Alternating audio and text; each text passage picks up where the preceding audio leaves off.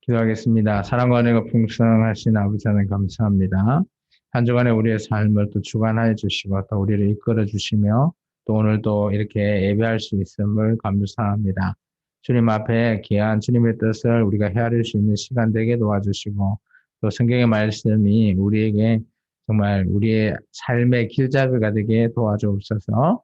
오늘 드린 모든 찬양과 예배 주께 영광 드립니다. 홀로 받아 주옵소서. 예수님 이름으로 감사하며 기도합나이다. 아멘. 할렐루야. 우리 하나님 앞에 기쁘게 찬양하는 시간을 갖습니다. 우리 찬송가 94장 찬송합니다.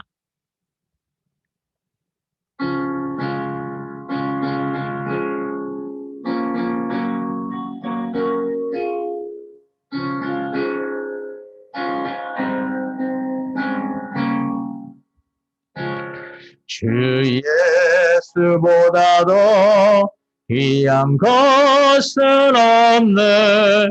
이 세상 부귀와 바꿀 수 없네. 영적은 내 대신 돌아가신 그 놀라운 사랑 잊지 못해. 세상 즐거움 다 버리고 세상 자랑도 버렸네.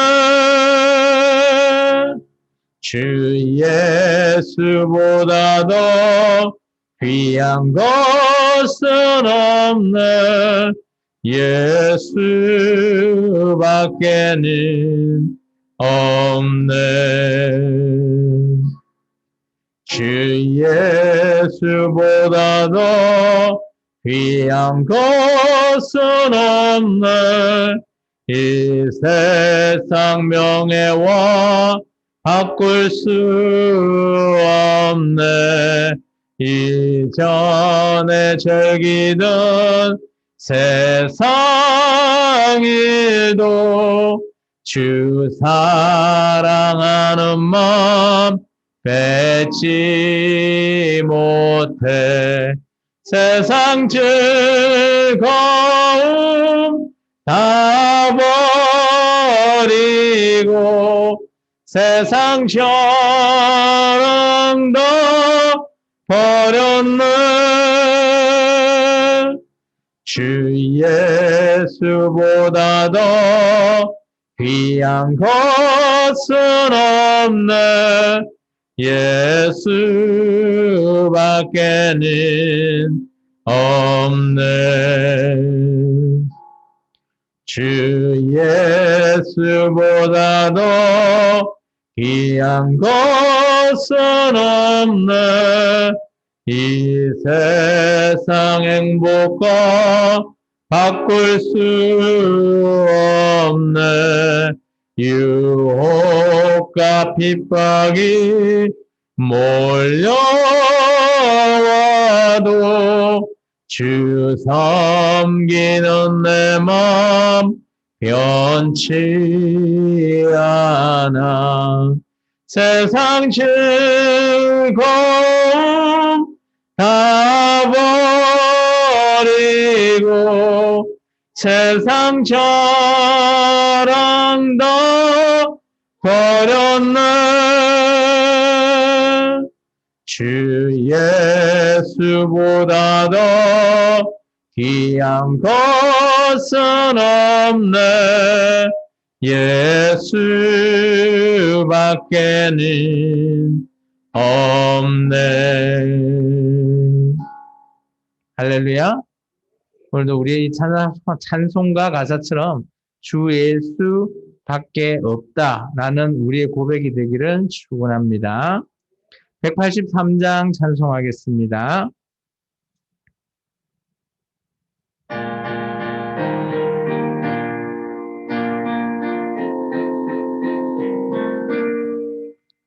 인들의 마른 풀같이 시들은 나의 영혼.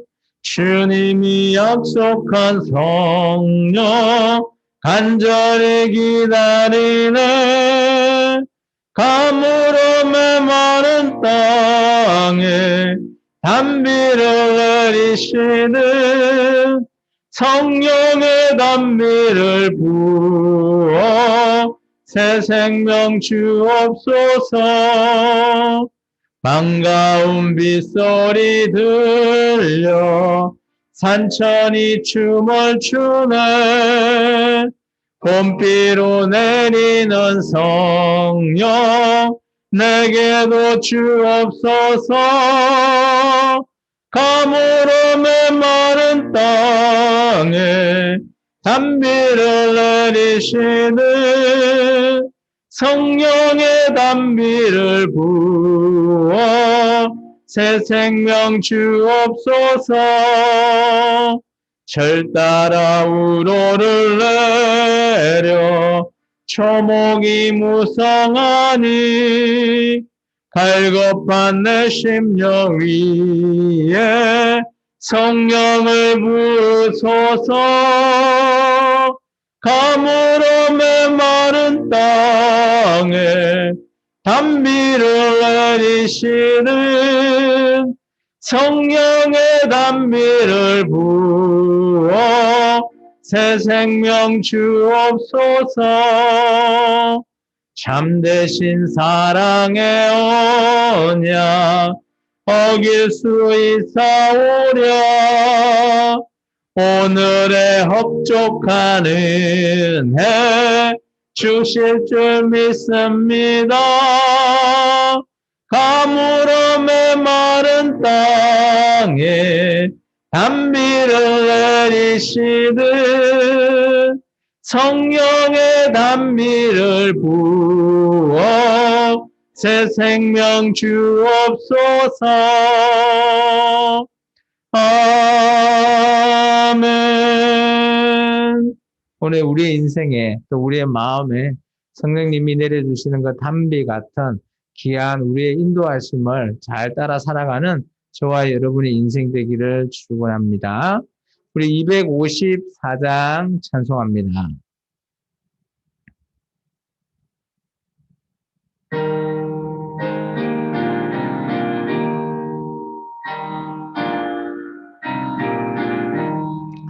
내 주의 보혈은 정하고 정하다. 내 죄를 정케 하신 주 날 오라 하신다.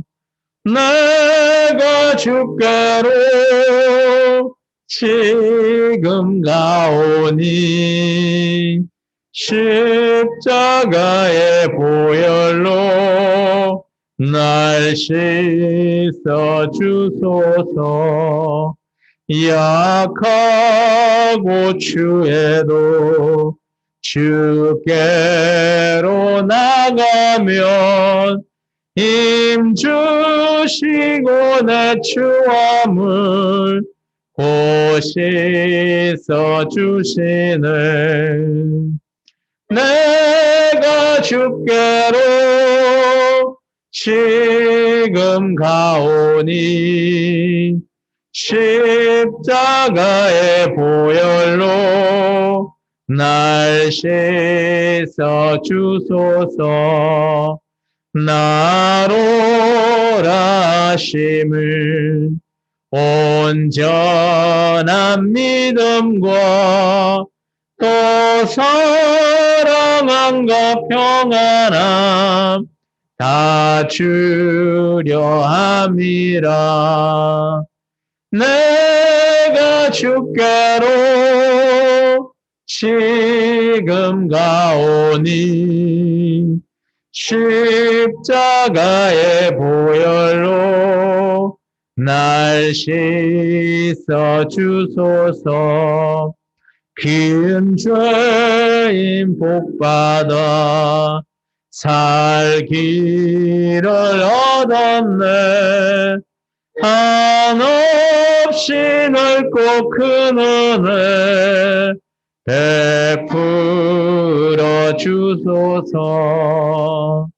내가 주께로 지금 가오니 십자가의 보혈로 날 씻어 주소서. 그 피가 맘속에 큰 증거 됩니다.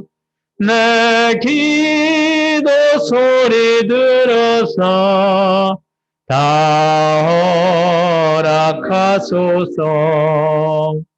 내가 주께로 지금 가오니 십자가의 보혈로 날 씻어 주소서. 아멘. 계속해서 찬양합니다. 270장입니다.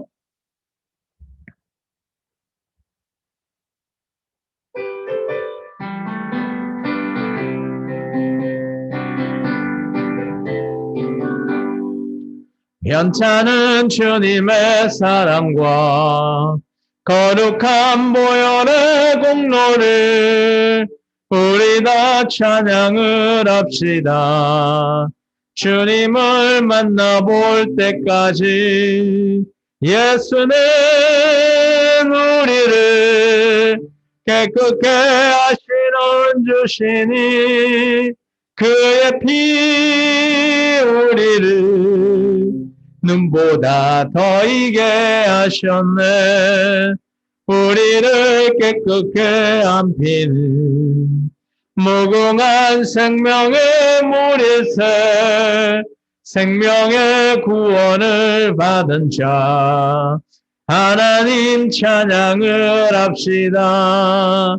예수는 우리를 깨끗게 하시는 주시니 그의 피 우리를 눈보다 더 이게 하셨네. 주님의 거룩한 보혈을 날마다 입으로 간정해 담대히 싸우며 나가세. 천국에 들어갈 때까지 예수는 우리를 깨끗게 하시는 주시니 그의 피 우리를 눈보다 더 이게 하셨네. 십자가 단단히 붙잡고 날마다 이기며 나가세. 머리에 면류관 쓰고서 주 앞에 찬양할 때까지 예수는 우리를 깨끗게 하시는 주시니 그의 피 우리를 눈보다 더 이게 하셨네. 할렐루야. 이런 변치 않는 우리의 주님의 사랑, 그 사랑하심을 우리도 또한 주님 앞에 변하지 않는 귀한 사랑을 하는 저와 여러분 되기를 축원합니다. 계속해서 찬양하겠습니다.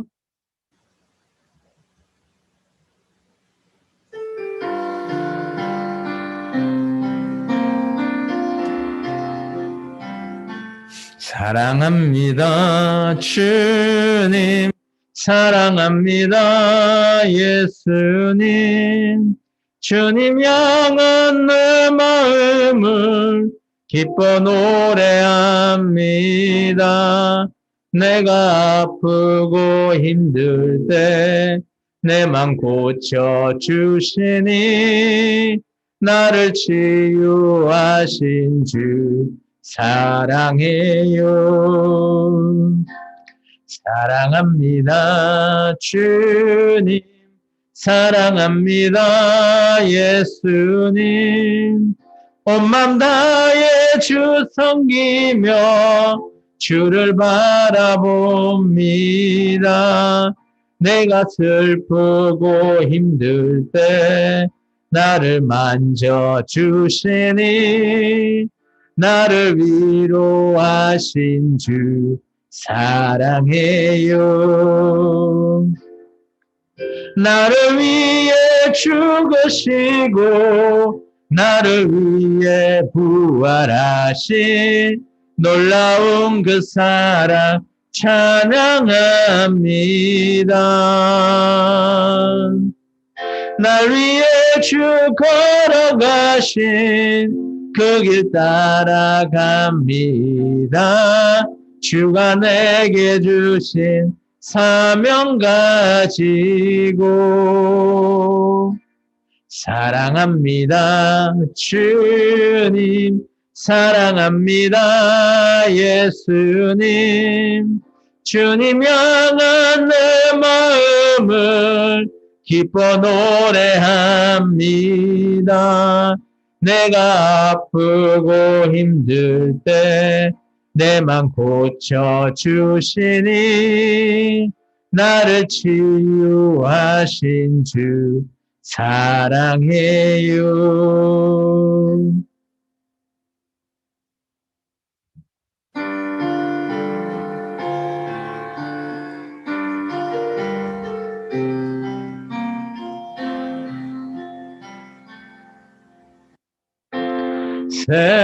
세상을 구원하기 위해 흘러야 할 피가 필요하다면 죄인을 대신하기 위해 희생의 제물 필요하시다면 내 생명 제단 위에 드리리 주 영광 위에 사용하소서. 생명이 또 다른 생명 낳고 주님 볼 수 있다면 나의 삶과 죽음도 아낌없이 드리리. 죽어야 다시 사는 주의 말씀 믿으며 하늘의 미랄 되어 썩어지리리.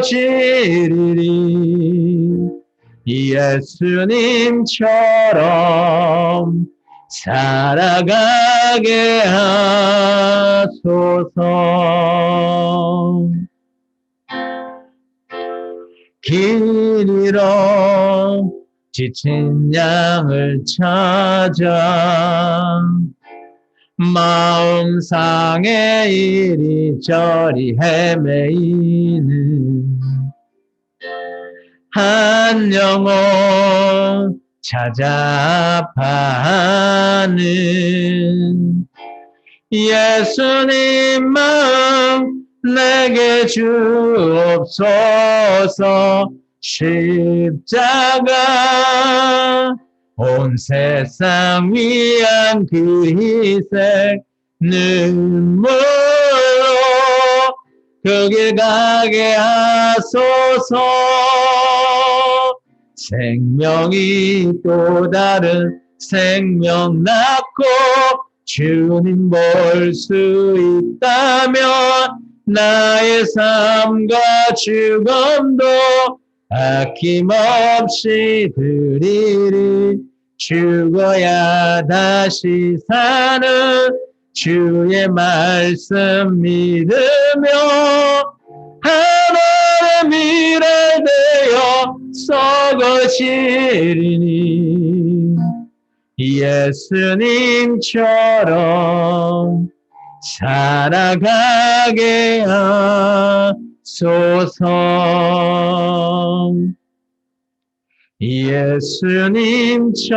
예수님처럼 살아가게 하소서. 기도합니다. 아버지 하나님 감사합니다. 오늘도 주님 앞에 나와 귀하게 찬송하고 또 주님 앞에 이렇게 예배함으로 주님을 경외합니다. 오늘 이 자리에서 주님께서 우리에게 주신 그 바라크의 복을 허락하사 오늘 우리가 주님을 언제나 경외하고 주님을 바라보며 주님의 말씀에 의탁하는 우리의 삶이 되기를 원합니다.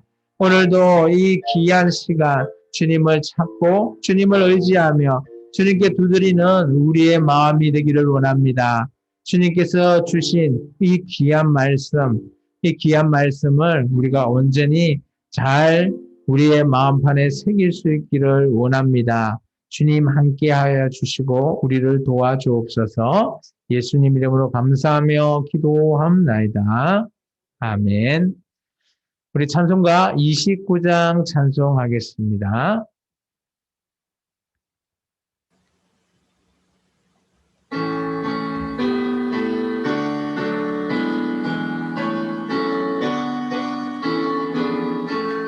성도여 다 함께 할렐루야 아멘.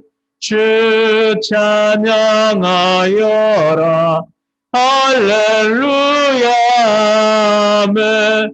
주 보좌 앞에서 택하신 은혜를 다 찬송하여라 할렐루야 아멘. 만문을 열어라 할렐루야 아멘. 온 하늘 울려라 할렐루야 아멘.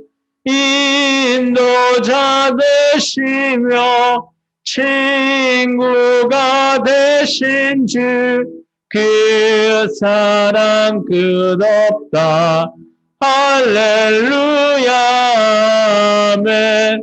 주 찬양하여라 할렐루야 아멘.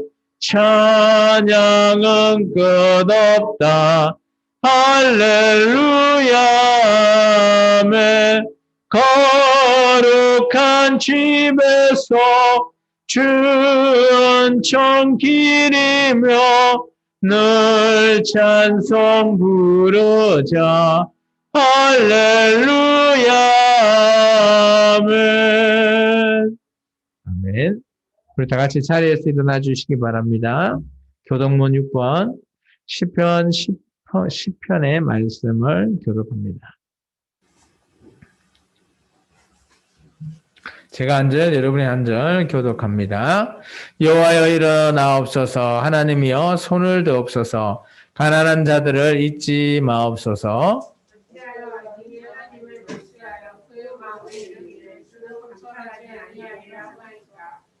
주께서는 보셨나이다. 주는 재앙과 원한을 감찰하시고 주의 손으로 갚으려 하시오니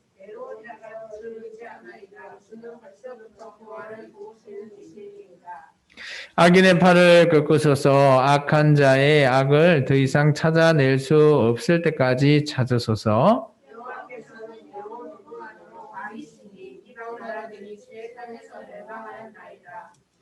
여호와여 주는 겸손한 자의 소원을 들으셨사오니 고아와 압제 당하는 자를 위하여 심판하사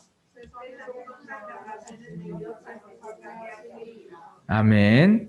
우리 사도신경 하심으로 우리의 신앙을 고백합니다. 나는 전능하신 아버지 하나님 천지의 창조주를 믿습니다. 나는 그의 유일하신 아들 우리 주 예수 그리스도를 믿습니다. 그는 성령으로 잉태되어 동정녀 마리아에게서 나시고 본디오 빌라도에게 고난을 받아 십자가에 못 박혀 죽으시고 장사된 지 사흘 만에 죽은 자 가운데서 다시 살아나셨으며 하늘에 오르시어 전능하신 아버지 하나님 우편에 앉아 계시다가 거기로부터 살아있는 자와 죽은 자를 심판하러 오십니다. 나는 성령을 믿으며 거룩한 공교회와 성도의 교제와 죄를 용서받는 것과 몸의 부활과 영생을 믿습니다. 아멘. 하나님의 말씀은 열왕기하서 2장 1절에서 11절의 말씀입니다. 제가 한 절, 여러분이 한 절 봉독합니다.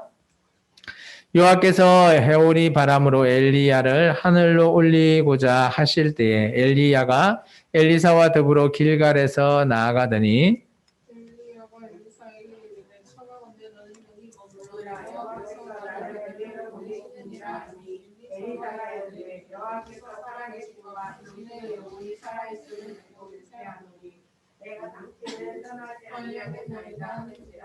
이에 두 사람이 그들로 내려가니 베델에 있는 선지자의 제자들이 엘리사에게로 나와 그에게 이르되 여호와께서 오늘 당신의 선생을 당신의 머리 위로 데려가실 줄을 아시나이까 하니 이르되 나도 또한 아노니 너희는 잠잠하라 하니라.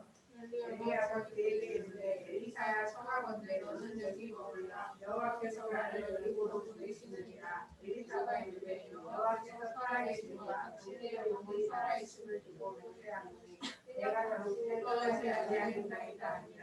그들이 여리고에 이르되 여리고에 있는 선지자의 제자들이 엘리사에게 나와 이르되 여호와께서 오늘 당신의 선생을 당신의 머리 위로 데려가실 줄을 아시나이까 하니 엘리사가 이르되 나도 아노니 너희는 잠잠하라.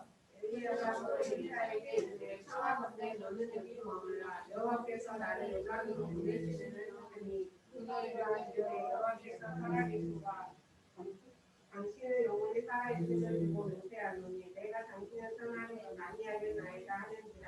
이에 두 사람이 가니라. 선지자의 제자 50명이 가서 멀리 서서 바라보매 그 두 사람이 요단가에 서 있더니 엘리야가 덫을 가지고 갖다 부르시매 물이 이리저리 갈라지고 두 사람이 마른 땅 위로 건너더라. 그놈에 엘리야가 엘리사에게 이르되 나를 내게서 데려감을 당하기 전에 내가 내게 어떻게 할지 구하라. 엘리사가 이르되 당신의 성령이 하시는 역사가 갑절이나 내게 있게 하소서 하는지라. 이르되 내가 어려운 일을 구하는도다. 그러나 나를 내게서 데려가시는 것을 내가 보면 그 일이 내게 이루어지려니와 그렇지 아니하면 이루어지지 아니하리라 하고. 같이 읽습니다. 두 사람이 길을 가며 말하더니 불수레와 불말들이 두 사람을 갈라놓고 엘리야가 해오리 바람으로 하늘로 올라가더라. 아멘. 네, 자리에 앉아주시기 바랍니다. 우리 찬송가 51장 찬송 드리면서 우리 준비하신 예물을 하나님께 드립니다. 찬송가는 1절과 3절만 찬송합니다.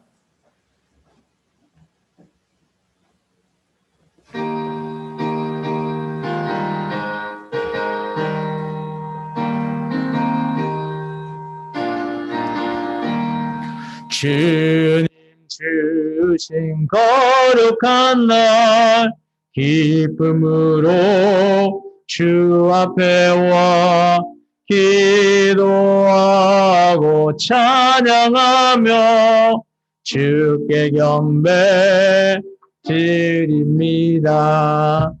내게 주신 귀한 물질 하나님께 드리오니 기뻐 받을 제물로서 연락되게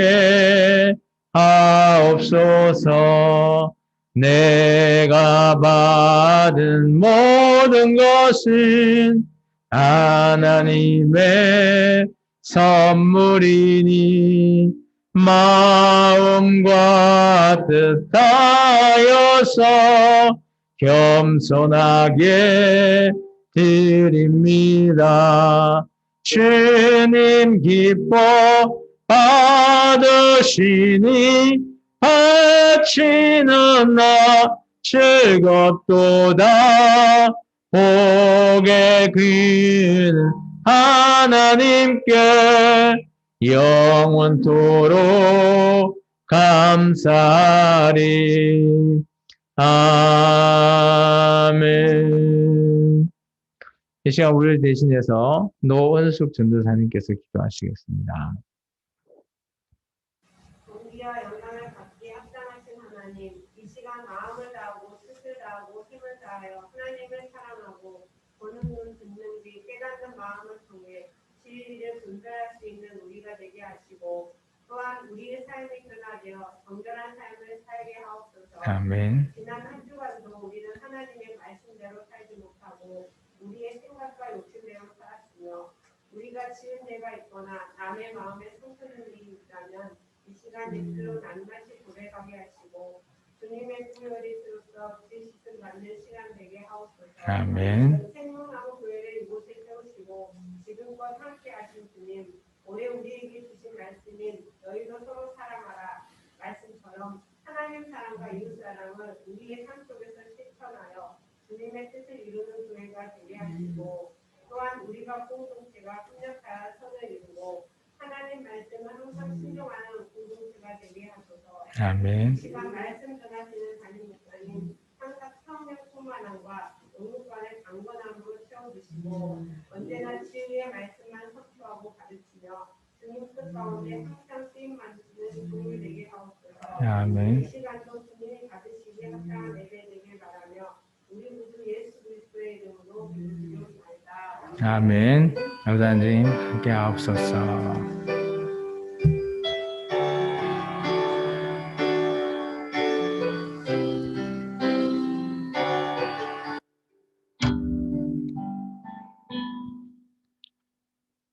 네, 찬양하겠습니다.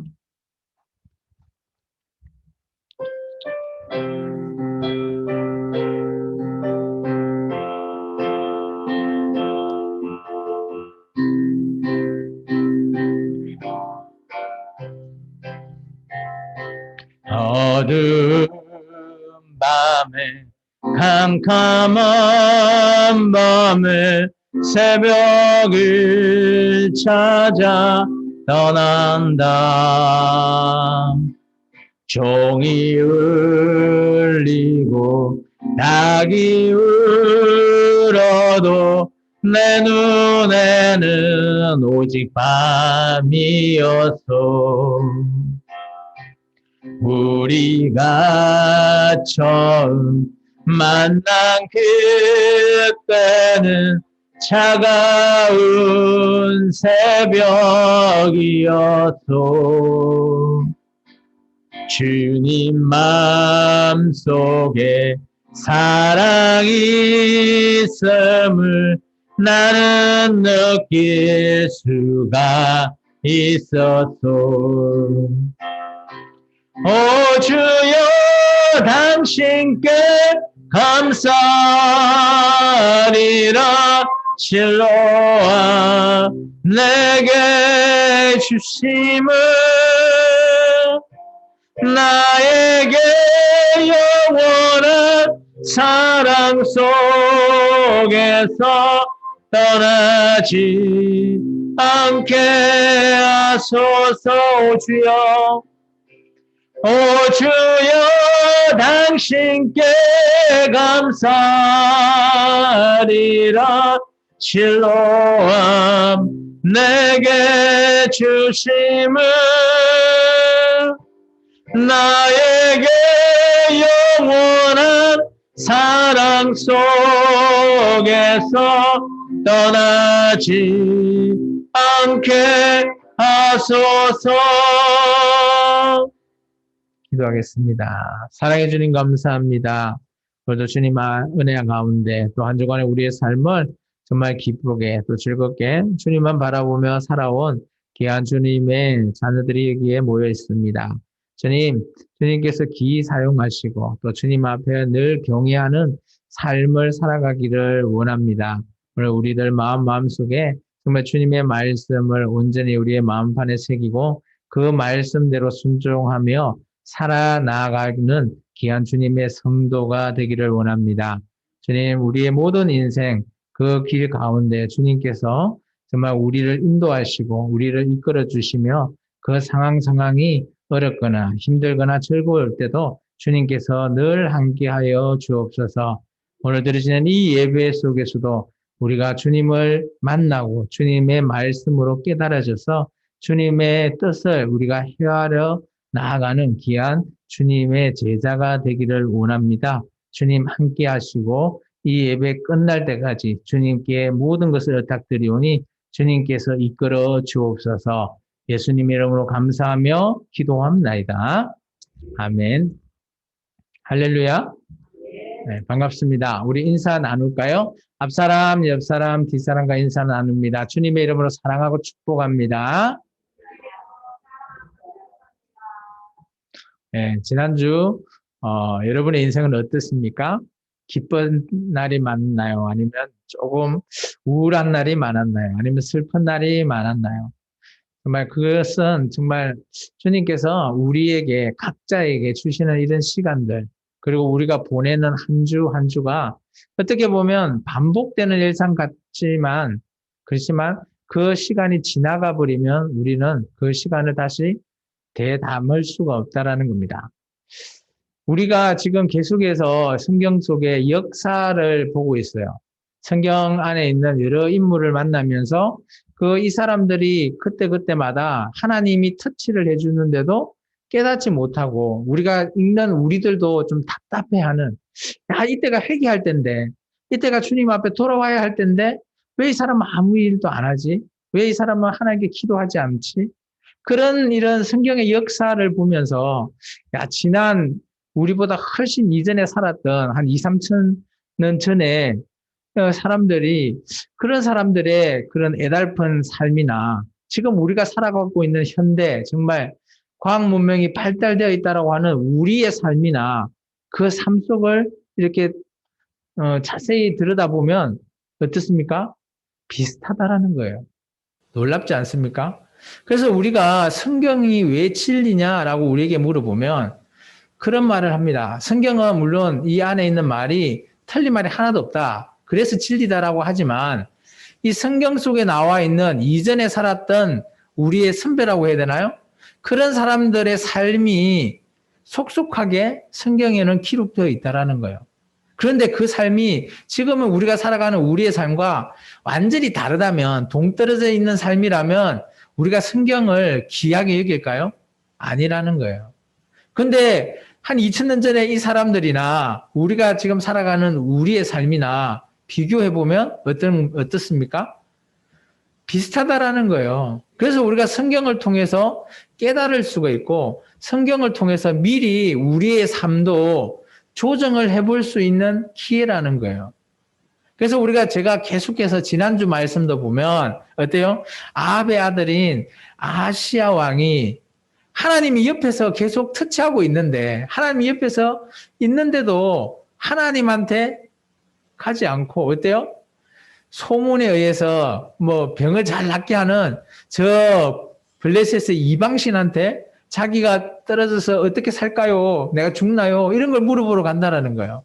쉽게 말하면 있습니다. 우리가 예수님을 믿는, 하나님한테 기도하는 우리가 매년 일요일이면 어디 토종비결을 보러 간다거나 점집에 간다거나 그러는 거예요. 꼭 그런 상황을 제가 이 말씀 읽어보니까 열왕기하 1장은 그런 말씀으로 빗대어지더라고요. 그렇다면 오늘 열왕기하의 가장 큰 교훈이 뭐예요? 하나님이 옆에 있다라는 것, 그것을 뭐예요? 이 아하시야 왕은 깨닫지 못한다라는 거예요. 하나님의 선지자 엘리야를 통해서 깨달음을 주려고 하지만 이 사람은 끝끝내 깨닫지 못하고 아무 행동도 하지 않습니다. 정말 여기서 봤을 때 저는 이렇게 아무 행동도 하지 않는 침묵적인 행동, 이런 것 또한 정말 이 1장을 통해서 우리의 삶 중에서도 이런 적이 있지 않았나. 저 또한 이것을 해야 되나 말아야 되나 고민하다가 그냥 지나가 버린 시간, 이런 시간을 저는 한번 떠올려 봤습니다. 오늘 열왕기하 2장은 오늘 엘리야라고 하는 대단한 선지자예요. 그 선지자가 이제 오늘 하나님께서 때가 되어서, 오늘 1절에 보면 뭐가 되어 있는가 하면 하나님께서 이 엘리야 선지자를 해오리 바람으로 하늘로 승천시킬 계획을 하고 있는 그 때라는 겁니다. 성경의 때는 두 개예요.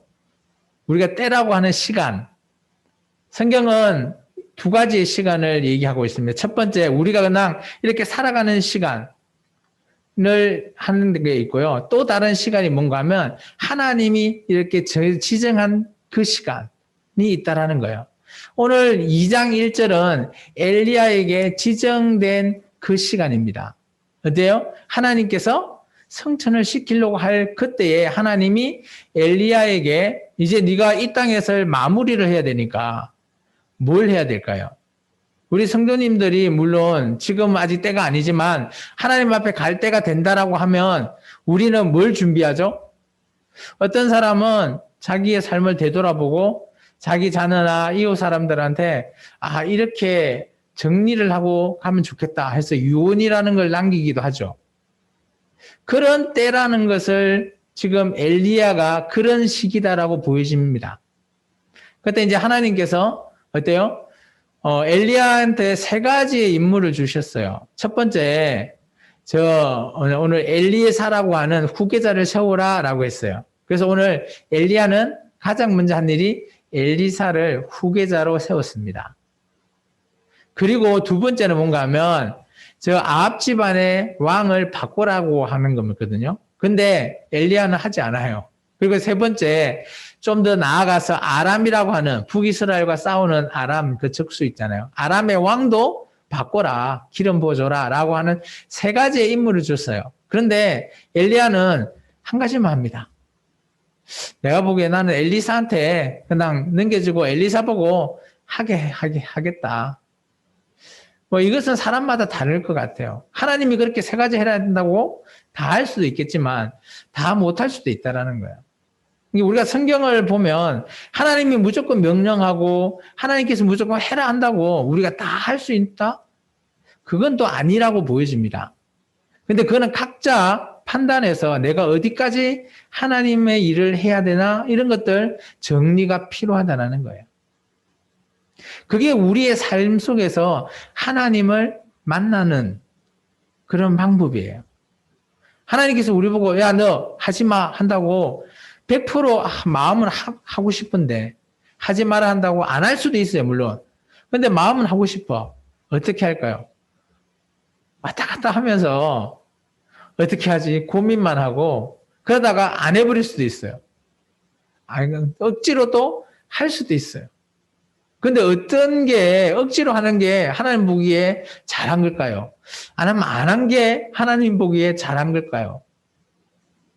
아니면 둘 다 이게 잘못한 것일까요? 참 우리가 판단하기 쉽지 않죠.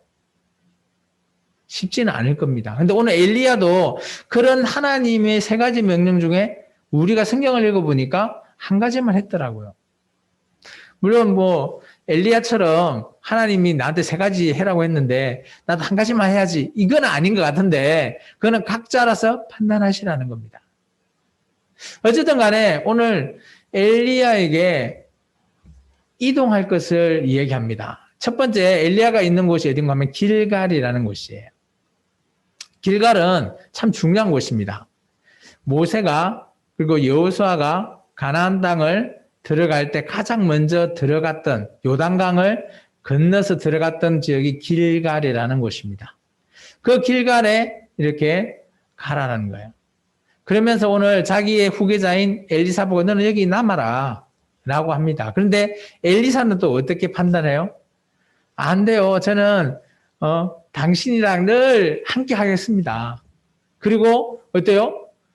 자기 스승의 말을 거부합니다. 참 오늘 저는 1장의 이 말씀을 읽어보고 보면 우리가 어떻게 판단하는 게 과연 옳을까 이것이 조금 궁금합니다. 그런데 중요한 것은 본인이 결정하면 그 본인의 결정에 책임은 누가 진다? 본인이 지는 거예요.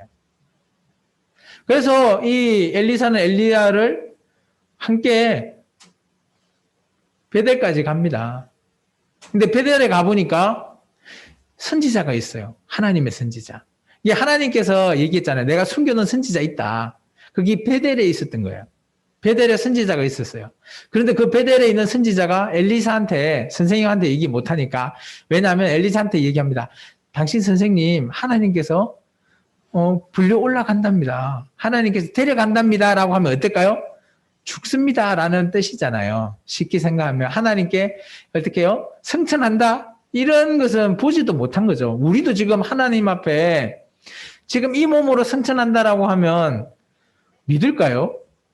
그래서 아마 여기에 표현은 올라간다라는 게 아마 죽는다라는 당신의 선생님이 하나님이 데리고 간답니다. 그런 표현을 해요. 그때 엘리사가 얘기합니다. 나 안다.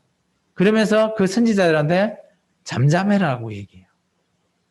그리고 나서 또 하나님이 엘리야한테 얘기하죠. 야, 이제 베델이 왔으니까 이제 여리고로 내려가라. 그래서 여리고에 내려갑니다. 여리고에 내려가니까 또 그 여리고에도 오늘 선지자들이 있어요. 50명이라는 선지자가 있어요. 또 똑같이 그 사람들도 얘기하네요. 당신 선생님 오늘 하나님이 데려가신답니다. 그때 엘리사가 똑같이 잠잠해. 나 아니까. 라고 무마를 시켜요. 근데 이것이 어떻게 보면 그리고 나서 또 하나님이 여리고에서 요단강으로 가게 하시죠. 그래서 요단강을 건너게 하십니다. 그때 이제 우리가 잘 알고 있는 장면이죠. 엘리야가 겉옷을 벗어서 요단강 물을 치니까 물이 쫙 갈라지죠. 그리고 엘리사하고 엘리야가 요단강을 건너게 됩니다. 저는 여기서 몇 가지 의문을 좀 제기해 볼 수 있어요.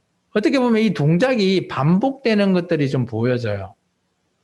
하나님께서 옮길 때마다 엘리야한테 엘리사 보고 너 여기 머물러라 라고 3번이나 얘기합니다. 베델, 길갈, 베델, 여리고. 그런데 엘리사는 그 말을 따르지 않아요. 그리고 두 번째 반복되는 건 뭔가 하면 베델에 갔고 여리고에 가보니까 똑같은 하나님의 선지자들이 오늘 엘리야를 하나님 데려간답니다 라고 엘리사한테 계속해서 반복해서 말해요. 그때마다 엘리사는 내가 아니까 좀 잠잠해라 라고 합니다. 이거는 뭘 의미할까요? 좀 쉽지 않죠. 우리가 해석하기에. 그런데 이제 그거에 대한 해답을 저는 그 뒤에서 읽었습니다. 오늘 이제 그리고 나서 엘리사가 이제 엘리야가 엘리사한테 나 이제 올라갈 거니까 너한테 마지막 소원을 하나 들어주고 갈게. 이 소원이 뭐냐라고 얘기합니다. 우리가 잘 아는 게 있죠. 엘리사의 소원이 뭐예요? 나는 당신보다 몇 배? 갑절의 능력을 내게 주십시오. 우리는 이렇게 기도하지 않나요? 하나님 갑절의 능력 그렇게 저에게도 주십시오라고 하죠. 엘리사가 엘리야한테 얘기해요. 당신의 능력의 갑절을 나한테 달라. 그때 엘리야가 뭐라고 대답하는 줄 아세요? 야, 내가 그 능력 주는 거 어려운 일이야. 그런데 그거 주는 게 안 되는 건 아니야. 줄 수 있어. 대신 조건이 있다라는 거예요. 조건. 줄을 한번 꺼놓을까요? 10절 하반절. 그러나 다음부터 줄을 끊으세요. 나를 내게서 데려가시는 것을 누가요? 네가 엘리사 네가 보면 그 일이 너에게 어떻게 한다? 이루어진다. 이게 전제 조건입니다. 그러니까 엘리야가 하늘에 올라가는 것을 누가 봐야 돼요? 엘리사가 본다면 그때 능력이 누구한테? 엘리사에게 갑절의 능력을 주겠다라는 거예요. 이게 쉬운 일일까요? 어려운 일일까요? 우리가 보기에는 좀 쉽지 않나요? 그런데 이게 왜 어려운 일인지 그 다음에 얘기하고 있어요.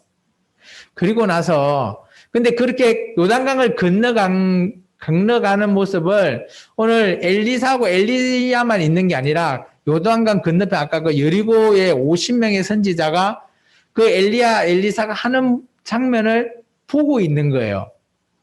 그러면 쉽게 말해서 그 50명의 선지자도 엘리야가 하늘에 올라가는 것을 보면 어때요? 무슨 능력을 받을 수 있을까요? 갑절의 능력 받을 수 있지 않을까요? 우리가 그렇게 생각하잖아요. 우리는 갑절의 능력을 주십시오. 라고만 우리가 알고 있거든요. 그런데 이런 전제 조건을 통해서 어때요? 엘리사와 엘리야의 관계를 만족해야 되는 거예요. 그래서 우리가 성경을 읽을 때는 이런 경우를 어떻게 하면 경우라고 합니다. 경우. 이것은 누구와의 관계이죠? 엘리사와 엘리야에게만 특정한 경우의 수라는 거예요. 근데 성경에 보면 우리가 이 사람의 하는 것을 우리가 따라서 할 수 있다라고 하는 거 있죠. 따라해야지. 그거를 우리가 성경에 뭐라고 하는가 하면 모범이라고 합니다. 모범. 이게 성경은 두 가지의 상황이 있어요. 우리가 성경을 읽어볼 때 무조건 나 이거 좋아 라고 하면서 이거 나한테 달라고 기도해야지 라고 하면 안 된다라는 거예요. 물론 모범적인 내용은 그죠, 다윗과 같은 그런 모범적인 기도나 이런 내용들은 우리가 기도할 수 있어요. 그런데 오늘 이런 상황은 내가 기도해도 받는다 못 받는다? 못 받는다라는 거예요.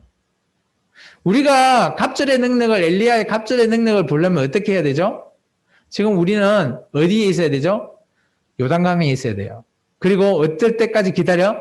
엘리야가 하늘에 올라가는 것을 봐야 되는 거예요. 그렇다면 여러분에게도 갑절의 능력이 임한다라는 겁니다. 근데 이때 엘리사가 엘리야에게 이런 말을 합니다. 당신의 뭐예요? 성령님이 하시는 역사라는 표현을 합니다.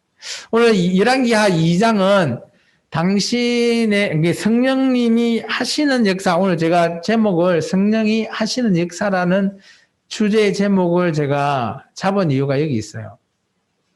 엘리사가 왜 엘리야한테 성령이 하는 역사라는 표현을 했을까요? 이거는 어떤 의미의 뉘앙스를 담고 있죠? 이때 성령님은 어떤 역사를 하고 있죠? 그걸 생각하면 쉽게 이해합니다. 어떤 역사를 하고 있죠? 우리말로 풀어보면 이런 겁니다. 기적적인 일. 맞나요? 기적이 일어나는 일. 맞나요? 그러니까 엘리사도 엘리야에게 갑절 달라 하는 게 어때요? 거의 성령이 하지 않으면 내가 받을 수 없는 일이다. 그렇게 인정합니다. 그리고 나중에 엘리야가 올라가고 나서 그 선지자들 있잖아요. 여리고의 선지자들이 엘리사한테 이런 말을 합니다. 15절에 똑같이 있거든요. 엘리야의 성령이 하시는 역사가 라고 써 있죠. 그것도 줄을 꺼놓으세요. 성령이 하시는 역사가 뭐였을까요? 이들이 보기에도 성령이 하는 일은 거의 기적과 같은 일이에요. 그래서 우리가 열왕기하 2장에 성령님이 하시는 역사는 뭐예요? 기적과 같은 일이에요. 그렇다면 다시 우리에게로 돌아와서 우리는 이런 기적과 같은 일을 받을 수 있나요? 받을 수 있다. 받을 수 없다. 여러분은 어떻게 생각하십니까? 그거에 대한 정답은 조금 지나서 제가 다시 한 번 더 물어보도록 하겠습니다. 자, 오늘 말씀은 제가 조금 정리를 했거든요. 앞을 한번 볼까요? 우리가 잘 알고 있는 말씀이에요. 오늘 이게 지도를 한번 봐주시기 바랍니다. 지도를 보면 보이나요? 길갈이라는 데가 있고 그 옆에가 여리고잖아요. 그리고 베델이라는 곳이 있어요. 보이나요? 근데 잘 살펴보시면 제가 오른쪽에 영어로 되어 있는 거 있죠. 여기 경계선이 있습니다. 경계선. 위가 북이스라엘이고 밑에가 남유다예요. 이 경계선이 이렇게 되고 동그라미 되어 있는 거 어딘가 하면 예루살렘이라는 곳이에요. 그럼 왼쪽에 예루살렘에서 조금 위쪽이면 지금 이거 줄 꺼져 있는 데 있죠. 초록색 줄. 여기가 지금 어떤 부분이라? 북이스라엘과 남유다의 어떤 부분? 경계선이에요. 요즘식으로 말하면 나라가 나라니까 국경선입니다. 국경선. 국경 지역이에요. 그런데 우리가 잘 한번 생각해 보면 북이스라엘은 오늘 엘리야가 섬기는 정말 여호와 하나님이 있는데 그에 반해서 북이스라엘은 단하고 베델에 여호와 뭐가 더 있죠? 여호와 하나님이라고 하는 우상이 있죠. 송아지 우상이 있어요. 그래서 여로보암이 절기 때 남유다 성전에 가서 제사 지내지 말고 단과 베델에 여호와 송아지를 만들어 놓고 거기서 제사 지내라 그러잖아요. 절기를 지켜라라고 합니다. 그래서 이 베델이라는 곳은 잘 아시면 뭔가 하면 그리고 여기에서는 베델에 여리고 그 베델에는 그 여호와라고 하는 송아지의 우상이 있고요. 또 아합의 아내가 이 북이스라엘 지역에 어떤 우상을 또 가지고 왔죠? 자기가 섬기는 바알신과 아세라신을 갖고 왔어요. 바알 송아지. 그래서 여기 좀 위쪽에 보면 갈멜산이라고 돼 있잖아요. 저 왼쪽 위쪽에 보면 산으로 해서 이렇게 올라가는데 하슬표에 갈멜산이라고 돼 있는 그쪽에서 엘리야가 바알 선지자 400명과 대결하잖아요. 그리고 하나님이 이겨버리잖아요. 엘리야가 이기고, 그리고 내려와 가지고 그 선지자들 다 죽이는 그런 사건이 있었던 게가 갈멜산이에요. 근데 하나님께서 오늘 길갈에서 굳이 베델에 갔다가 다시 여리고로 오게 하고, 그리고 나서 여리고에서 이 위에서 아래로 쭉 흐르는 이 강이 요단강입니다. 요단강은 위에 쪽에 보면 어딘가 하면 갈릴리 호수라는 곳이 있고요. 요단강 쭉 내려오면 밑에 여기 또 큰 곳이 있죠. 여기가 사해라고 해요. 사해바다. 사해라고 하는 곳으로 이어져 있는 곳이 우리가 잘 알고 있는 요단강이에요. 이곳에서 오늘 어때요? 하나님의 역사, 성령님이 하시는 역사가 일어난 거죠. 그리고 나서 오늘 우리가 말씀에 읽었듯이 불수레와 불말이 누구를 데리고 갑니까? 엘리야를 데리고 해오리 바람으로 해서 데리고 올라가는 겁니다. 이해되시나요? 좀 어렵나요? 그림이 어렵나요? 오늘 말씀을 이제 좀 정리해 봤습니다. 1절에서 11절을 정리하면 이렇습니다. 오늘 엘리야의 성천은 하나님이 지금 계획하고 계시는 일이에요. 우리가 역사 중에서는 하나님이 항상 개입하고 계세요. 그때에 하나님이 계획하고 하나님이 이루시는 것을 우리는 역사라고 합니다. 그래서 엘리야의 성천은 하나님의 계획에 포함되어 있는 역사입니다. 보면 길갈과 베델, 여리고, 요단강으로 하나님께서 이끄셔요. 이끄시는 이유가 뭘까? 뭐 명확하지는 않지만 보면 그곳에서 그죠? 엘리야의 제자들이 베델이나 여리고에 50명, 그리고 엘리사라고 하는 하나님의 선지자들이 있어요. 근데 그곳에서 한낱같이 오늘 뭐예요? 당신의 그 엘리야가 오늘 하나님이 데려가신답니다라는 말로 계속 반복하고 있어요. 그리고 엘리야는 또 머물라라고 했을 때 엘리사는 저는 당신과 따라가겠습니다 라고 하는 말이 3번 반복되고요. 제자들의 영과 잠잠해라고 하는 말이 2번 반복돼요. 참 이것은 어떻게 보면 저는 이전에는 이 말이 크게 와닿지가 않았거든요. 뭐 이렇게 뭐 각 데마다 이렇게 반복을 했는데 반복했던 구문을 읽어보면 동일해요. 근데 이것을 왜 했을까라는 것의 힌트가 저는 그 뒤에서 찾았습니다. 엘리사가 엘리야에게 했던 그런 갑절로 원하는 그런 소원도 얘기했지만 오늘 중요한 거는 성령님이 하는 역사를 이루는데 오늘 엘리사는 선택을 한 거죠. 엘리사의 선택은 나의 스승과 함께하고 그곳에서 성령님의 역사를 부리라. 오늘 저와 여러분이 교회에 왜 오시죠?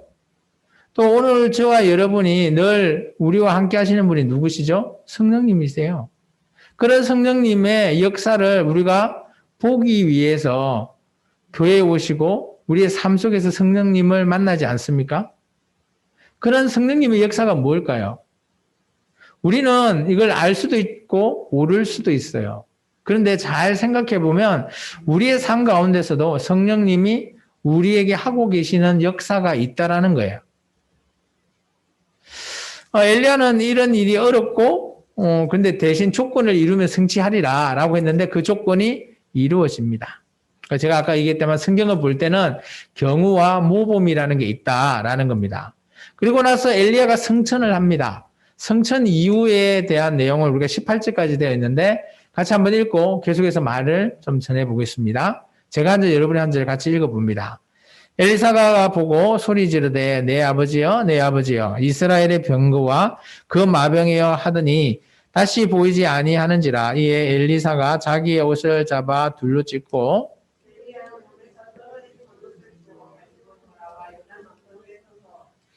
엘리야의 몸에서 떨어진 그 겉옷을 가지고 물을 치며 이르되 엘리야의 하나님 여호와는 어디에 계시나이까 하고 그도 물을 치매 물이 이리저리 갈라지고 엘리사가 걷느니라.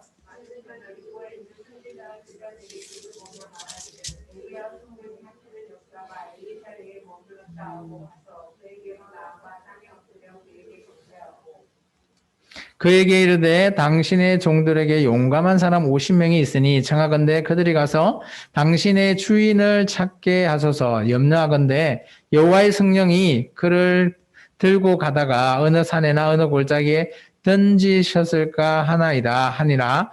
엘리사가 이르되 보내지 말라 하나. 우리가 부끄러워하여 시청하되 보내라 한지라 그들이 50명을 보냈더니 사흘 동안을 찾되 발견하지 못하고 같이 읽을까요? 엘리사가 여리고에 머무는 중에 무리가 그에게 돌아오니 엘리사가 그들에게 이르되 내가 가지 말라고 너에게 이르지 아니하였느냐 하였더라. 자, 여기 보면 제자들이, 그죠? 제자들이 엘리사의 행동을 보고 성령이 하는 역사라고 그랬잖아요. 이 기적인 게 뭔가 하면 요단강이 갈라지는 거예요. 그러니까 엘리야가 처음에 겉옷을 태서 요단강이 걸려지고, 그리고 나중에 엘리사가 또 엘리야의 겉옷을 가지고 치니까 또 갈라지는 거예요. 그런 모습, 기적적인 모습이 오늘 다른 제자들이 보기에도 이게 성령님이 하시는구나 라고 보여집니다. 근데 이제 여기 중간에 우리가 읽어보면 오늘 이 제자들은 정확하게 보지 못했어요. 먼 데서 보다 보니까 아마 우리 성령님이 오늘 엘리야를 데리고 가다가, 그죠? 그들 생각에는 이런 거예요. 데리고 가다가 어디 뭐 산이나 뭐 이런데 뭐 가다가 떨어뜨릴 수도 있다. 그래서 우리가 찾아봐야 된다. 시체를 찾을 수 있게 해달라라고 요청을 합니다. 근데 엘리사는 뭐라 그러죠? 가지 말라 해요. 아마 엘리사는 다 알고 있잖아요. 하늘로 올라가는 거예요, 사실을. 근데 이 당시 선지자들은 성천이라는 것을 알지 못했어요. 그러다 보니까 그들이 생각은 좀 달랐던 것 같아요. 그래서 우리가 중간에 보면 성령님이 어때요? 엘리야를 데리고 가다가 뭐 이렇게 시체를 어디에 떨어뜨릴 수 있으니까 우리가 찾게 해달라라고 했을 때 엘리사는 그냥 하지 말라라고 했지만 그들이 간곡히 원하니까 그럼 한번 찾아봐라 라고 해서 그들이 3일 동안 찾았지만 헛수고했더라 라고 그러죠. 이게 엘리사가 마지막에 이렇게 얘기하잖아요. 내가 너한테 가지 말라 했잖아. 우리는 어떤 일이 이렇게 의심이 되면 어떻게 해야 되죠? 해봐야 되죠. 해봐야 된다고 봅니다. 오늘 이 선지자들, 제자들은 엘리야의 시체를 찾아야 된다라는 그런 의심이 있기 때문에 찾아봐야 된다고 생각합니다. 그에 반해서 엘리사는 어때요? 엘리야는 하늘에 올라갔다라고 믿고 있죠. 믿으면 어때요? 그건 아무것도 안 하는 거예요. 교회도 그렇다고 봅니다. 저희 신앙도 마찬가지라 저는 보여져요. 뭐 이것이 뭐 신앙의 믿음이 크고 작다의 문제는 아닌 것 같고요. 그리고 우리가 이게 의심이 되면 그냥 의심이 되지만 그냥 안 해야지 이게 아니에요. 오늘 이걸 보면 선지자들도 하나님을 믿는 사람이에요. 오늘 저와 여러분 같이. 근데 어떤 사람은 믿음이 있기 때문에 안 하는 거예요. 근데 어떤 사람은 의심이 되니까 한번 찾아보고 싶습니다라는 거예요. 그렇다면 우리가 교회에서 성경에 어떤 뭐 문구나 성경에 있는 내용이 좀 의심이 되거나 이해가 안 되거나 잘 모르겠다면 어떻게 해야 되죠? 오늘 이 선지자들처럼 찾아봐야 돼요. 이게 진짜인지, 이게 참말인지. 오늘 제가 여러분한테 설교하는 이 말씀이, 제가 하는 말이 혹여나 틀렸다면 여러분도 의심을 해보고 찾아봐야 돼요. 저한테 물어보거나 아니면 다른 말씀, 성경을 통해서 주석이라는 걸 찾아서 이거는 이렇게 되는데 왜 목사님이 이렇게 얘기하셨습니까? 라고 저한테 오히려 되물으셔야 되죠. 그게 믿음이라고 저는 보여져요. 의심을 한다고 다 믿음이 없다? 그건 잘못된 거라고 저는 보여집니다. 어쨌든 간에 의심이 나지만 그 의심이 해결이 되면 어때요? 믿어지는 거잖아요. 저는 그렇게 이 선지자 제자들의 내용을 좀 이해해 봤습니다. 오늘 엘리야가 성천하고 난 이후에 실제적인 후계자는 이제 엘리사에게 넘어갔어요. 그래서 이제 이 시간 이후에 엘리사가 이제 명확히 그 선지자들의 후계자의 계보에 이제 들게 됩니다. 그것의 가장 결정적인 내용은 뭔가 하면 엘리야의 겉옷을 엘리사가 받는 거는 거죠. 우리는 겉옷 하면 제2 5대 양복의 겉옷은 뭐 비싸 보이지 않죠. 근데 이스라엘 민족의 겉옷은 어때요? 집 한 채 가격이에요.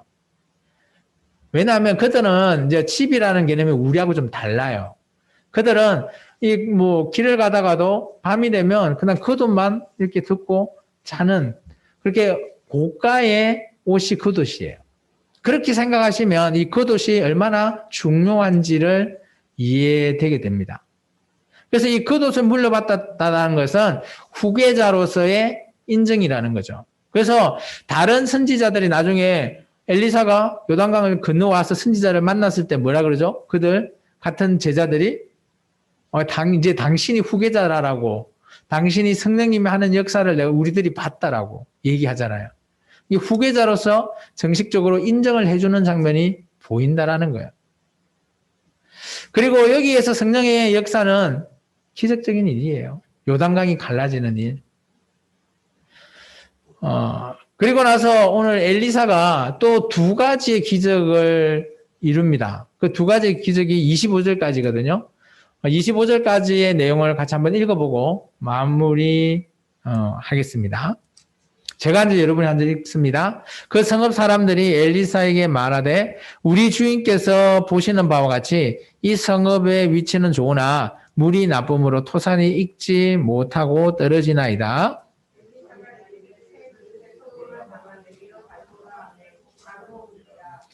엘리사가 물 근원으로 나아가서 소금을 그 가운데 던지며 이르되 여호와의 말씀이 내가 이 물을 고쳤으니 이로부터 다시는 죽음이나 열매 맺지 못함이 없을지니라 하셨느니라 하니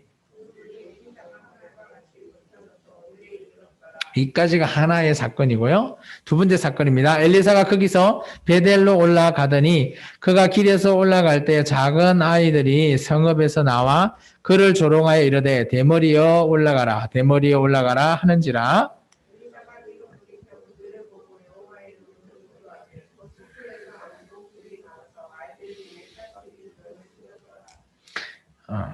같이 읽습니다. 엘리사가 거기서부터 갈멜산으로 가고 거기서 사마리아로 돌아왔더라.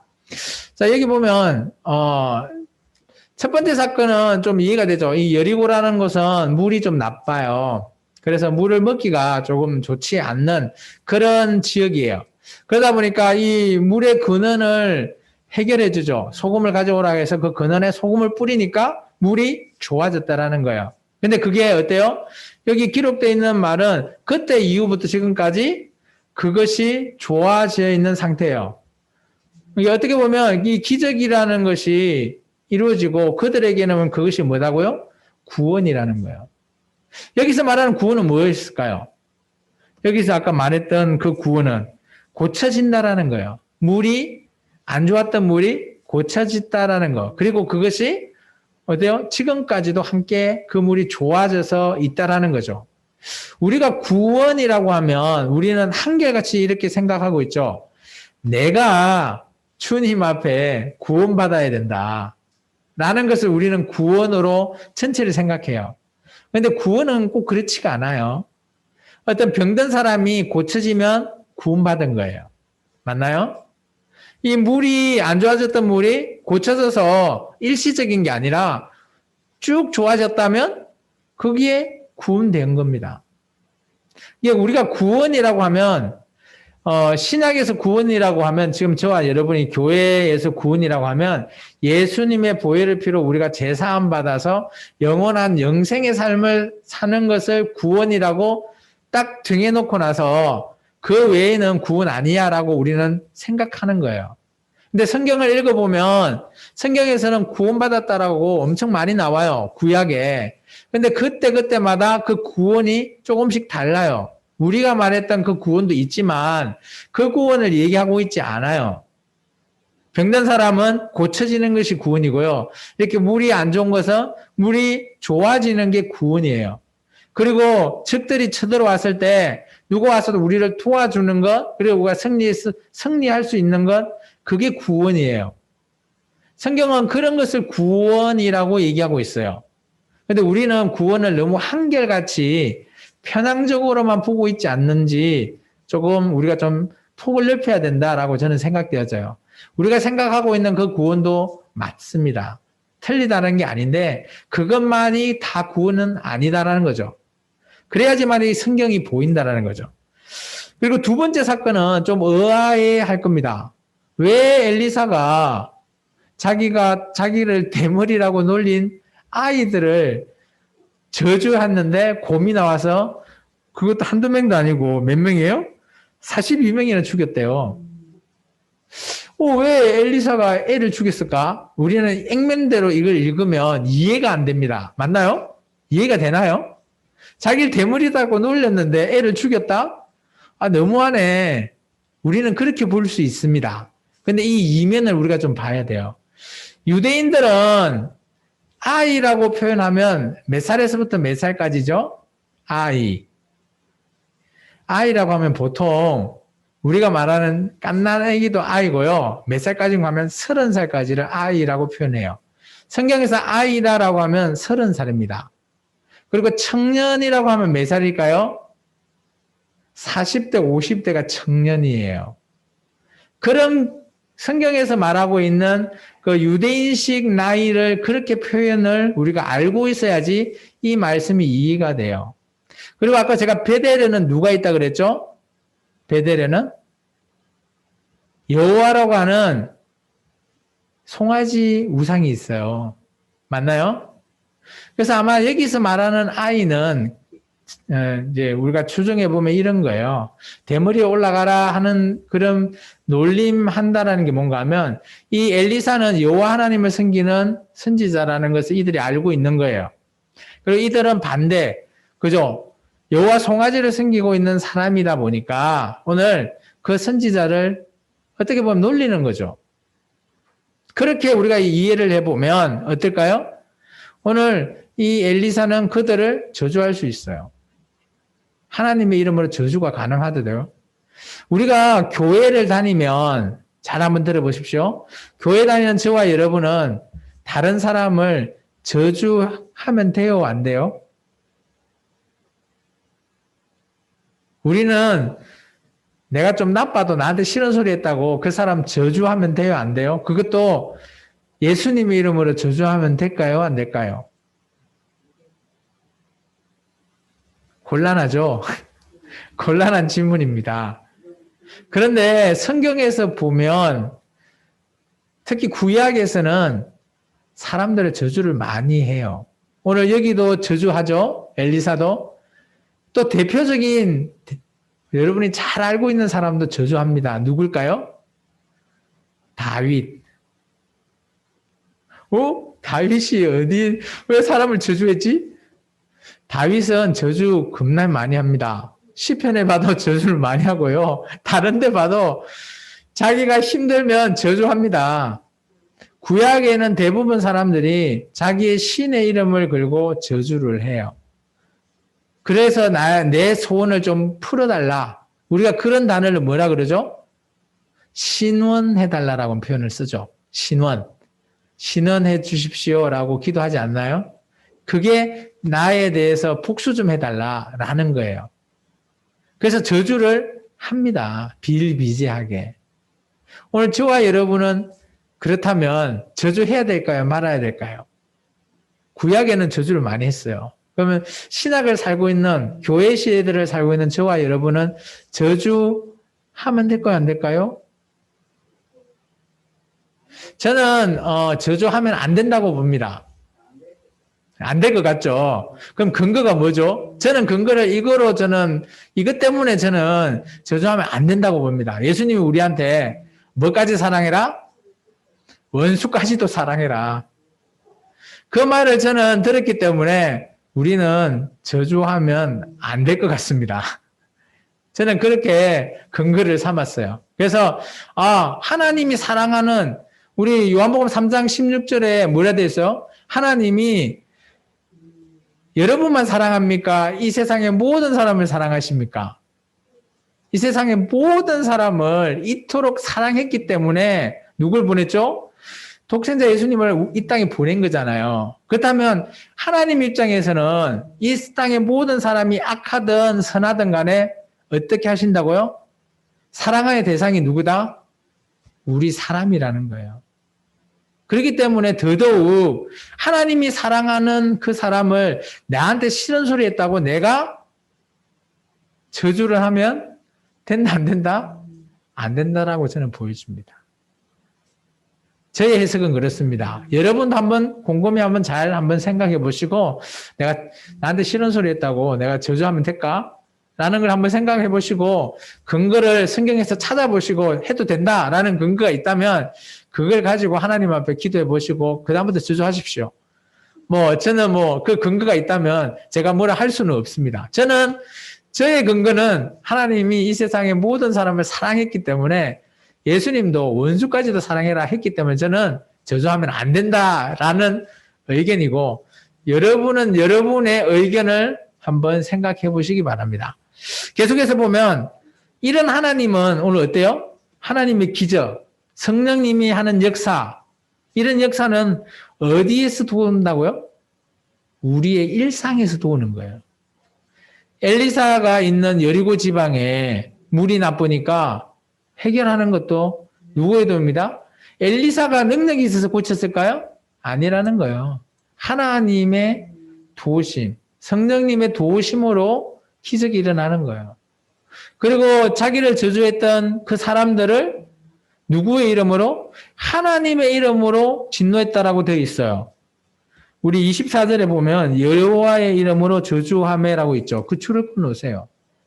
엘리사 자기의 이름으로 저주한 게 아니에요. 자기가 믿는 하나님 여호와의 이름으로 저주한 거예요. 그러면 엘리사가 그들 죽이게 했나요? 아닌 거예요. 하나님이 곤물시켜서 죽이게 한 거예요. 그러니까 하나님의 기적은 어디에 있어요? 항상 우리가 살아가고 있는 일상에서 하나님은 우리를 도우신다라는 사실이에요. 놀랍지 않나요? 오늘 저와 여러분이 살아가는 삶 가운데 하나님이 우리를 도우는 게 뭐라고요? 기적이라고요. 맞습니까?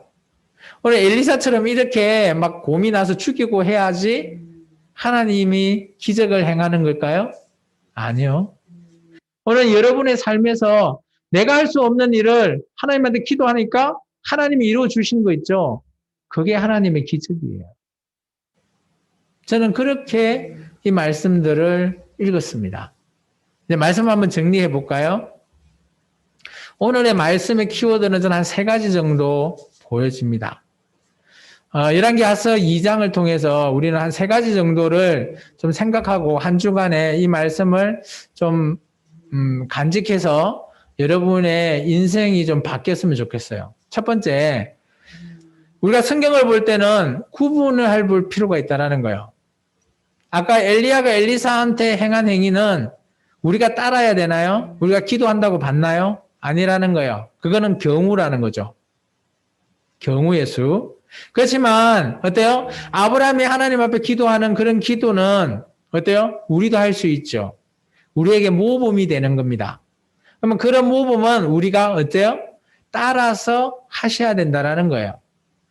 그래서 성경을 볼 때는 모범과 경우를 구분해서 보셔야 된다는 겁니다.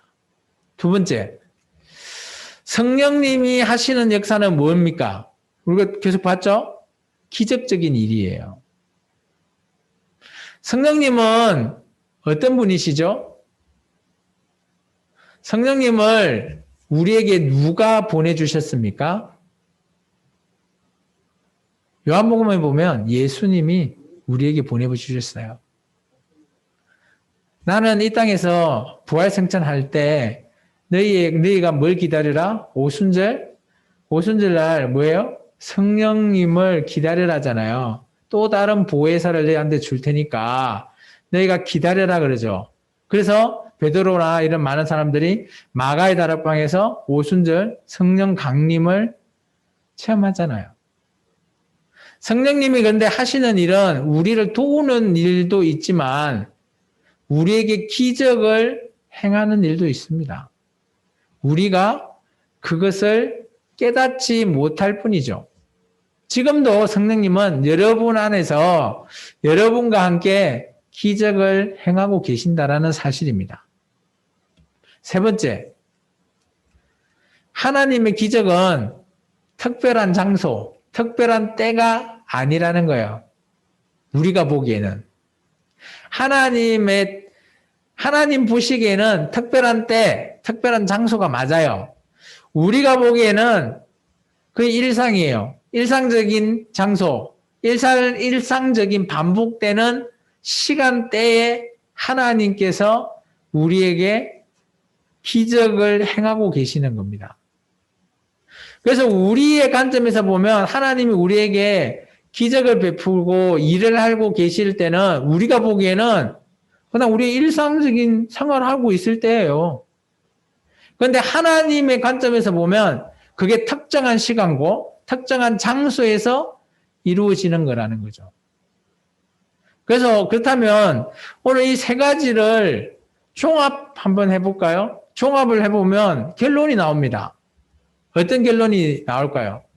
여러분, 하나님이 여러분에게 기적을 행하기를 원하십니까? 원하지 않으십니까? 다 원하시잖아요. 그러면 어떻게 해야 되죠? 결론, 이것을 정리해보면 어떤 결론이 있습니까? 저는 이렇게 결론을 해봤습니다. 기적을 원하면 뭘 해야 된다? 하나님이 우리한테 하신 일을 여러분이 찾아봐야 돼요. 하나님이 여러분한테 기적을 행했는데 내가 몰라서 하나님 왜 일을 안 하시지? 이럴 수가 있다는 거예요. 그래서 제가 여러분한테 누누이 얘기하죠. 어떤 일이 딱 시작이 되면 하나님 앞에 먼저 기도하시라고. 하나님 저는 이렇게 했으면 좋겠습니다. 이거 이룰 수 있게 해주세요. 기도를 딱 하시고 일을 하시라고. 그리고 일이 끝나고 나서 그 결과를 보시라고. 근데 그 결과가 내가 원하는 대로 다 이루어 놓으면 하나님이 어떻게 하고 계신다고요? 지금 나와 함께 그 때에 하나님 때에 그 장소에서 하나님께서는 기적을 나한테 주신 겁니다. 맞나요? 저는 오늘 열왕기하 2장을 이렇게 우리에게 적용해 볼 수 있다라고 보여집니다. 그렇다면 한 주간에 우리가 사랑할 수 있는 실천 어떤 것이 있을까요? 이제 나를 통해서 하나님이 하신 일을 찾아보시라는 거예요. 한 주간에 여러분이 그렇다면 이걸 전제 조건이 있죠. 하나님이 일을 찾는다라는 것은 어렵지 않나요? 라고 생각할 수 있지 모르겠지만 그렇지 않다라는 것. 첫 번째, 어떤 일을 하기 전에 기도하시라는 거예요. 하나님 저는 이렇게 소원합니다. 그리고 나서 일을 하시라는 거예요. 그리고 그 일대로 이루어지면 하나님 앞에 기쁘게 또 기도하시라고요. 하나님께서 나한테 기적을 베풀어서 이게 내 원하는 대로 그대로 이루어지셨네요. 그것을 찾으시라는 거예요. 그리고 그것을 꼭 머릿속에만 넣으면 잊어버리죠. 기록을 좀 하십시오. 그거 하나씩, 두 개씩 기록하고 1년이 되고 2년이 되면 그 노트가 뭐예요? 하나님이 나한테 하신 기적을 베푸시는 일의 역사가 되는 겁니다. 오늘 이 시간에 하나님 일을 찾고 끝내는 게 아니고 그 일을 찾았으면 기록을 한번 해보시기 바랍니다. 꼭 어디든지 기록을 해서 그게 매일 일어나는 일은 아닐 거예요. 근데 일어나면 기록을 하시면 1년 뒤에 그 노트를 한번 봐보시라고요. 봐보면 여러분이 하나님이 나와 함께하고 계시고 얼마만큼 나한테 관심이 많으시고 나한테 기적을 이루게 하셨나 알 수 있다라는 거예요. 이거 해보지 않으면 물론 기억에 있다가도 지워져 버리면 옛날에 어떤 일 하셨는데 그리고 생각 안 나요. 하나님 나하고 지금 함께하고 있다라는 걸 인정하지만 어떤 일을 어떻게 했는지 기록하지 않으면 생각나지 않아요. 그래서 꼭 기록도 한번 해보시라고요. 그게 1년이 되고 2년이 되면 어마어마하게 하나님이 나한테 많은 일을 하고 계시는 것이 보이실 겁니다. 아멘입니까? 기도합니다. 주님 감사합니다. 오늘도 귀한 말씀으로 주님 앞에 또 주님의 뜻을 이루어가며 살아가는 주님의 귀한 제자들이 되게 역사하여 주옵소서. 예수님 이름으로 감사하며 기도합나이다. 아멘. 교회 소식은 특별한 것은 없습니다. 그래서 특별한 일이 있으면 제가 따로 올려드리겠습니다. 우리 618장 찬양 드리고 제가 축도하고 예배를 마치겠습니다.